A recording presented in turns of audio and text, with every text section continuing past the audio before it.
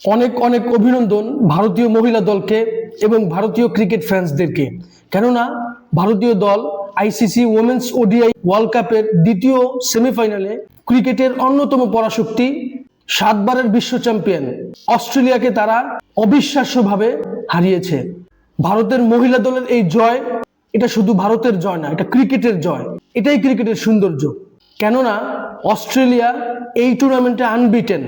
অপরদিকে ইন্ডিয়া, তারা 9টা ম্যাচের মধ্যে থেকে 3টা ম্যাচ ইংল্যান্ড, অস্ট্রেলিয়া, সাউথ আফ্রিকার সাথে তারা হেরে যায়।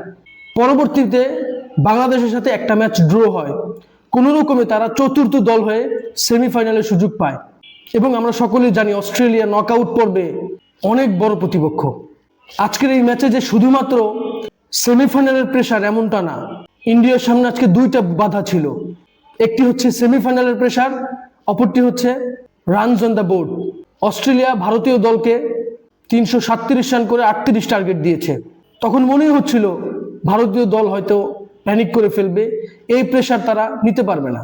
বাট না, জেমিমা রদ্রিগেজ আনবিলিভেবল যেভাবে খেলেছে। আমার কাছে মনে হয় বিরাট কোহলির মিলবন, অ্যাশেজে বেন স্টোকস, আফগানিস্তানের সাথে ম্যাক্সওয়েলের ইনিংসের পরে যদি ক্রিকেট হিস্টোরিতে টপ কোনো ইনিংস থাকে, আমি জেমিমা রদ্রিগেজকেই রাখবো। অসাধারণ ব্যাটিং করেছেন। সত্যি বলতে ভারতীয় দলের জন্য এই জন্যই ভালো লাগছে যে তারা 2017 সাল থেকে নিয়ে 2025 পর্যন্ত ওডিআই এবং টি20 ফরম্যাটে এই মহিলা দল একের পর এক তারা ফাইনাল হেরেছে, সেমিফাইনাল হেরেছে, জয়ের খুব কাছাকাছি থেকে চ্যাম্পিয়ন হতে পারেনি। এটা খুবই দুঃখজনক, খুবই আনলাকি।